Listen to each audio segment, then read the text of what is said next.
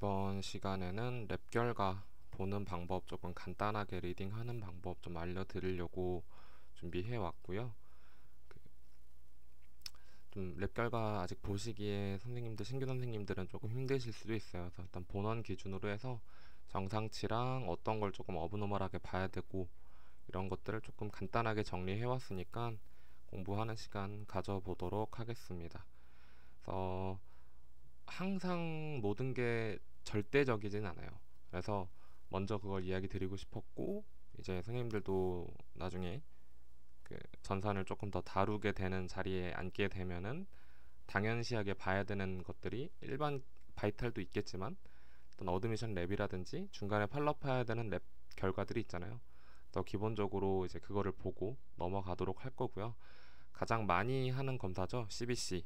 이제 일반 혈액 검사로서 이제 저희가 EDTA 보틀로 보통 진행을 하고요. 여기서 볼 수 있는 항목들이 사실상 엄청 많아요. 네, 조금은 간단하게 짚고 넘어갈 거고요. 가장 먼저 볼 거는 RBC예요. 적혈구. 이제 이 적혈구랑 관련된 랩 결과가 되게 많아요. RBC도 있고 헤모글로빈도 있고 헤마토크릿도 있고 뭐 MCV, MCH, MCHC 뭐 이런 것들이 있는데 일단 간단하게만 보고 넘어가겠습니다. RBC는 말 그대로 적혈구의 개수를 보는 거고, 실제로 혈중에는 수많은 적혈구들이 있죠. 근데 이 검사를 어떻게 진행을 하는 거냐면, 이제 체혈된, 그러니까 EDTA 보틀에 담긴, 그 튜브에 담긴 체혈된 혈액 내에서 그 중에서의 적혈구 비율을 보는 거예요. 그래서 체혈된 혈액 중 적혈구의 수를 보는 거고, 기본적으로 본원에선 4.5에서 6.5 정도를 그냥 평균치로 보고 있습니다. 그래서 실제로는 이제 4.5, 6.5 이렇게 적혀 있어도 이제 100만 단위의 개념으로 이제 계산을 해주셔야 돼서, 예를 들어서 5.2가 나왔다 하면은 520만으로 카운트 해주셔야 돼요. 그러고 다음으로 볼 거는 헤모글로빈. 정말 많이 보는 검사 결과죠. 요거는 이제 적혈구가 간단한 수의 개념이었다면은 헤모글로빈은 이제 질량이랑 농도의 개념이라고 생각하시면 좋을 것 같아요. 본원에선 정상치를 13에서 17.5로 보고 있고, 이거는 일반적인 정상값이고, 이제 뭐 예를 들어서 여성이라든지 또는 남성이라든지 이런 성별에 따라서도 정상치는 조금 구분이 될 수 있고, 그리고 환자들의 나이에 따라서도 조금씩 정상치를 더 보시는 분이 있고 낮게 보시는 분들도 계세요. 그래서 이 헤모글로빈은 체혈된 혈액 중, 그 중에서 또 적혈구 내에 있는 헤모글로빈의 농도를 보는 거고, 이 헤모글로빈이 주로 어떤 역할을 하냐, 저희 몸의 말초 부분으로 해서 산소도 운반을 해주고, 또 몸에서 사용하고 남은 찌꺼기를 또 운반도 해주면서 이산화탄소도 배출할 수 있게 산소랑 이산화탄소의 운반에도 관여되는 이제 성분이죠. 일반적으로 성인 남성은 13 미만, 성인 여성은 12 미만, 뭐 임산부 같은 경우에는 11 미만이면은 이제 아네미아가 있다라고 생각하는 게 좀 간단할 것 같고요. 평균 7에서 8 정도 수치 미만으로 확인이 되면은 이제 수혈 진행 여부도 파악할 수 있어요. 근데 뭐 7이 나왔고 8이 나왔는데도 수혈을 안 하시는 주치 선생님들도 계세요. 일시적인 거라든지 아니면 환자 상태에 따라서라든지 당장 수혈을 굳이 진행을 안 해도 된다, 아니면 수혈보다는 다른 게 더 우선이다 라고 판단이 되면은 이제 우선으로 진행을 안 할 수 있어요. 근데 다만 보통 7에서 8 정도 미만이면은 수혈을 진행하시게 됩니다. 보통은. 만약에 헤모글로빈 수치가 떨어져 있다 하면은 이제 중요한 역할이 뭐라고 했죠? 산소 운반에 관여된다고 했잖아요. 그래서 만약에 헤모글로빈 수치가 너무 떨어져 있고 당장에 이제 급하게 응급으로 수혈이 안 된다 하면은 예방적으로 환자들한테 산소를 적용해 주는 게 도움이 될 수 있어요. 왜냐면 자체적인 그 헤모글로빈 전체적인 농도가 떨어져 있기 때문에 저희가 인공적으로 산소 운반을 도와주는 거죠. 다음은 헤마토크릿. 이것은 이제 부피의 개념이라고 생각하시면 좋을 것 같고요. 체혈된 혈액 중 혈구가 차지하는 비율, 말 그대로 예를 들어서 3cc 정도의 피를 체혈을 했다 하면은 그 3cc 중에서 이 적혈구가 얼만큼을 차지하고 있는지 부피를 보는 개념이라고 생각하시면 좋을 것 같아요. 하고 이제 MCV, MCH, MCHC 같은 경우에는 이제 적혈구가 얼만큼의 평균 용적을 갖고 있는지, 적혈구에 얼만큼의 헤모글로빈을 포함하고 있는지, 적혈구의 그 헤모글로빈 농도, 밀도가 얼만큼 짙은지 각각 보는 개념이거든요. 그래서 신규 선생님들 입장에서는 아직은 여기까지는 굳이 자세하게 볼 필요는 없어요. 다만 이제 구하는 공식은 제가 간단하게 작성을 해놨으니까 이거 보시고 참고해 주시면 좋을 것 같고, 이거는 뭐 예를 들어서 이제 질환들 중에서 적혈구가 크게 너무 과다하게 커져서 생기는 질환도 있고 너무 작아서 생기는 질환도 있는데, 이제 그거를 판독하기 위해서 위한 검사 결과라고 생각하시면 좋을 것 같아요. 다음은 WBC. 일반적으로 한 4에서 10 정도 본원에서는 이제 정상 수치로 보고 있고, 아마 교과서적으로는 5,000에서 10,000 정도라고 생각하시면 좋을 것 같아요. 그래서 본원에서는 일단 4,000에서 1,000 정도 수치를 보고 있고요. 만약에 이 이상 수치로 넘어가 버리고 해버리면은 이제 감염 증상이 있다라고, 감염증이 있다라고 판단할 수 있겠죠. 백혈구가 높아졌다는 건. 다음은 이제 그 백혈구 내에서도 여러 가지 백혈구가 또 분화가 될 거 아니에요. 거기서 이제 대표적인 게 뉴트로필, 모노사이트, 림포사이트, 에오시노필, 바소필, 요렇게 또 구분을 지을 수 있고요. 그 중에서도 좀 가장 많이 보는 개념은 뉴트로필인 것 같아요. 앞에 이 세그가 붙었다는 건 앞에 이제 혈액 중에 포함된 이라고 생각하시면 좋을 것 같고요. 그 처음에 뉴트로필은 호중구수, 저희 정상치는 48점에서 75점까지도 정상 범위로 보고 있고, 이제 그 이상으로 상승하게 되면은 어떤 걸 의미하는지 볼 거예요. 이제 호중구 같은 경우에는 환자가 인펙션, 그러니까 감염증의 초기 증상에서 가장 빠르게 증식하는 백혈구라고 생각하시면 좋을 것 같아요. 그래서 뭐 세균이라든지 진균을 좀 이렇게 잡아서 죽여주는 역할을 하는데, 초기 감염증에 가장 빠르게 올라가는 수치고, 이제 이 WBC라든지 뉴트로필 수치라든지 이게 갑자기 증가하면은 환자가 급성으로 염증 반응이 있을 수 있겠구나라고 확인할 수 있는 중요한 지표입니다.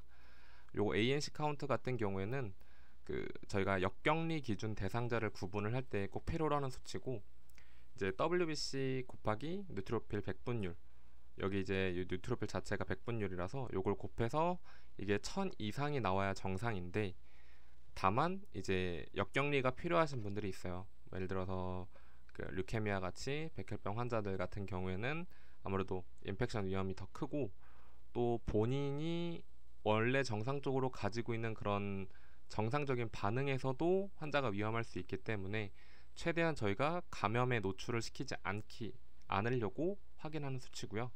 이제 이 뉴트로페니아 같은 경우에는 호중구 감소증, 그 중에서도 이제 이거를 100분율을 계산을 했을 때 500 미만이면 역격리 대상자로 구분해서 철저하게 감염이 생기지 않게끔 더 신경 써줘야 됩니다.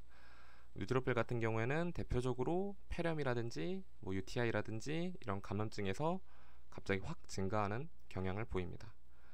다음은 모노사이트, 요거는 단구고요. 이제 정상 범위는 2.0에서 11.0 본원에선 보고 있고, 호중구수랑 마찬가지로 이제 탐식 작용을 하는 이제 백혈구의 한 종류고, 이제 말 그대로 세균을 죽여주는 역할이라고 생각하면 좋을 것 같아요. 그래서 이게 증가하게 되면은 감염이나 염증 질환 또는 뭐 자가 면역 질환의 유무를 파악해 볼 수 있다라는 거고, 그 다음으로 많이 보는 건 또 이제 림포사이트죠. 외부 항원에 대한 림프구, 비림프구나 T림프구 등의 이제 총합을 본 거고요. 림프구는 실제로 엄청 많아요. 비림프구도 있고 T림프구도 있고, 그 중에서 또 분화되고 있는 림프구가 엄청 많은데 그 전체 림프구 수의 총합을 생각하시면 좋을 것 같고요. 이게 만약에 림프구 수가 증가했다 하면은 이제 감염, 그 중에서도 바이러스에 의한 감염을 우선 의심을 해보고, 뭐 떨어지게 되면은 루푸스성 질환이라든지 또는 에이즈 감염을 좀 의심해 볼 수 있게 되는 거죠. 에오시노필 같은 경우, 에오시노필이나 이제 바소필 같은 경우에는 호산구, 호염기구고, 이제 뭐 호산구 같은 경우에는 기생충 감염이라든지 또는 본인의 이제 알러지 반응 때문에 증가하게 되고, 이제 바소필 같은 경우에는 알레르기 반응에 대해서 이제 몸에서 히스타민 분비를 일으키는 한 가지의 백혈구라고 생각하시면 좋을 것 같아요. 그래서 이제 몸에서 과도하게 그 알러지 반응을 일으키면서 염증을 일으키는 백혈구라고 생각하시면 좋을 것 같습니다. 다음은 이제 PLT고, 이것도 정말 많이 보죠. 이제 신체 내에서 지혈이나 응고를 촉진해주는 주요한 역할을 담당을 하고, 저희가 기본적으로 이제 150에서 450 정도를 사이로 보는데, 죄송해요, 영상이 끊겨갖고, 그 기본적으로 150에서 450이라고 이렇게 작성이 돼 있고, 실제로 계산하는 거는 여기도 15만에서 45만까지도 보게 됩니다. 그래서 이제 만약에 이 PLT가 떨어져 있다 하면은 몸에서 응고나 이제 지혈이 잘 안 되는 거니까, 혹시나 이게 뭐 일시적인 감염에 의한 건지 아니면은 뭐 다른 항응고제라든지 항지혈제라든지 항혈소판제라든지 이런 약들을 먹고 있는지도 확인해 주는 게 중요합니다. 일반적으로 10만 미만, 그러니까 수치상으로는 100 이하로 감소하게 되면은 수혈을 진행을 하고, 이때 출혈 환자 자체가 이제 출혈 위험성이 높아지니까 특히나 침습적인 처치를 할 때 매우 조심해 주셔야 되고, 이제 저희처럼 중환자실 간호사의 경우 포지션 체인지를 할 때도 혹시나 환자가 이리터블해서 이제 사이드 레일에 이렇게 부딪히거나 하면은 멍이 되게 쉽게 들어요. 또 그런 부분도 되게 조심해 주셔야 되고, 저 같은 경우에는 이제 환자분들 포지션 체인지 할 때 혹시나 사지구축이 좀 심해서 특히나 이렇게 포지션 체인지가 좀 하기 힘들고, 이제 예를 들어서 사이드 레일에 조금 이렇게 부딪힐 가능성이 높다 하시는 분들은 그냥 이불이나 이런 담요 같은 게 여분이 있으면 그 사이드 레일을 그냥 미리 감아두거든요. 사실 효과가 있다라고 이렇게 얘기는 드릴 수는 없는데, 그래도 이제 어느 정도 완충 역할을 해줄 수 있어서 그렇게 해주는 게 좋습니다. 이 밖에도 이제 앞에서 봤던 CBC 제외하고도 EDTA 보틀 내에서 확인 가능한 검사들이 몇 가지가 있어요. 이제 대표적으로 ESR 많이 보죠. 이제 적혈구 침강 속도로 저희가 정상값은 2에서 25 정도로 보고요. 염증 반응에 이제 간접적인 수치를 반영을 한다고 알려져 있어요. 이제 왜 그러냐면, 비교적 다른 WBC라든지 뭐 이제 뒤에서 그 SST 보틀에서 배울 저희가 이제 CRP라든지 이런 수치들에 비해서 조금 느리고 비특이적인 특징을 가지고 있어요. 그래서 이제 간접적인 수치로라고만 파악을 하시면 좋을 것 같고, 이제 다만 예를 들어서 어떠한 감염증이 만성으로 있는 경우에는 이 ESR 수치가 상당히 올라가져 있겠죠. 왜냐하면 느리게 반응을 한다는 것 자체가 이제 그만큼 장기적으로 계속 올라가져 있다는 거거든요. 그래서 만성 감염일 때 ESR 수치가 올라가져 있다 확인해 주시면 좋고, 이제 아래 적어놓은 거는 급성 염증 반응일 경우에는 CRP 수치를 확인하는 것이 조금 우선시 됩니다. 보통은 예를 들어서 이제 포스토피 환자가 나왔어요. 포스토피 환자를 나왔는데 다음 날이나 아니면은 이제 OP를 진행하고 나가는 포스트 랩에서 보면은 ESR은 정상인 경우가 대부분이고, CRP는 예를 들어서 3점대로 입원했던 환자가 갑자기 17점대, 16점대까지도 확 오르는 경우가 있어요. 이게 이 ESR 자체가 반응 속도가 느리고 CRP가 반응 속도가 빠르기 때문이라고 생각하시면 좋을 것 같아요. 다음은 HbA1c. 이것도 많이 보는 검사죠. 특히 언제 진단을 내리냐, 언제 확인을 하냐면 이제 DM 환자들이나 이제 또는 뭐 생활 습관이 좋지 않았던 이제 시기라든지 이런 게 원활하지 않았던 환자들한테 보는 게 가장 좋아요. 그래서 이 당화혈색소 같은 경우에는 의미하는 게 무엇이냐? 최근 2, 3개월간의 평균 혈당 수치를 확인을 하는 거고, 네. 그래서 평균 일단은 저희 쪽 본원에서는 그 정상값을 4.3에서 6.1까지 보고 있어요. 네. 그래서 이게 왜 중요하냐? 저희가 일시적으로 혈액 검사를 이하를 통해서 또는 뭐 외래를 통해서 입원하시는 분들 혈액 검사를 진행을 하죠. 근데 이때 갑작스럽게 검사를 진행을 하게 되면 이 사람이 공복시 혈당을 바로 확인할 수가 없죠. 왜냐면 이 사람이 금식을 했다라는 보장도 없고, 뭐 환자 입장에서도 안내를 받은 게 아니라 갑자기 급성적인 증상이 있어서 내원을 한 경우이기 때문에 정확하게 확인이 불가능해요. 근데 다만 이 당화혈색소 같은 경우는 적혈구 내에 붙어 있는 그런 당류를 직접적으로 간접적으로 확인해 볼 수 있는 검사 수치고, 이제 평균적으로 이 적혈구가 한 90일 정도 생존한다고 알려져 있어요. 그 이후로는 이제 분해되고 대사돼서 사라진다고 알려져 있는데, 그래서 약 2, 3개월간의 몸에 남아있는 적혈구에 붙어있는 당류를 확인할 수 있는 검사이기 때문에 이제 당뇨 진단에 가장 크게 도움이 되는 검사 항목인 거죠. 검사 항목이라고 생각하시면 좋을 것 같아요. 네, 다음은 쿰스 테스트라고 해서 이제 정상 수치는 네거티브가 나와야 되고, 보통 간접 검사, 직접 검사 이렇게 나누기는 하는데, 대부분은 이제 저희 쪽에서 많이 본 저 같은 케이스는 저는 이제 간접 검사를 좀 많이 받고, 일반적으로 이제 수혈 전에 하는 것이 보통 간접 검사예요. 어떤 검사냐면 쿰스 테스트 자체가 적혈구 표면에 항체가 이제 올바른지 확인하는 검사인데, 왜 적혈구 표면에 항체가 정상적인지 확인을 하냐?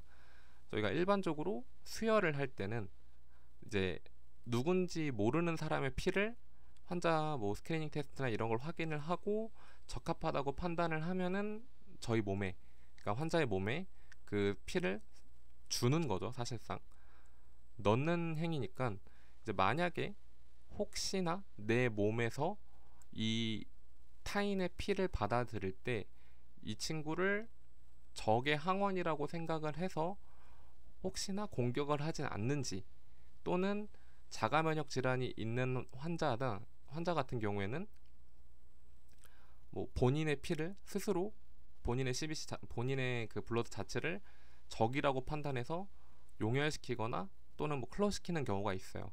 그래서 그거를 미리 예방적으로 확인하기 위한 검사라고 생각하시면 좋을 것 같아요. 그래서 수혈할 때 보통 예방적으로 많이 진행을 합니다.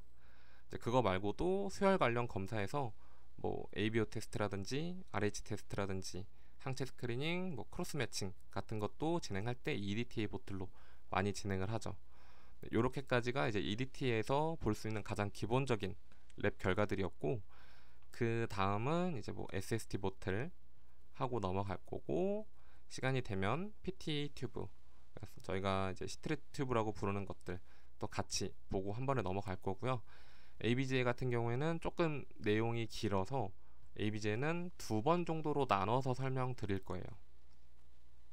그 다음에 이제 소변 검사로 넘어가도록 하겠습니다. 네, 고생하셨습니다.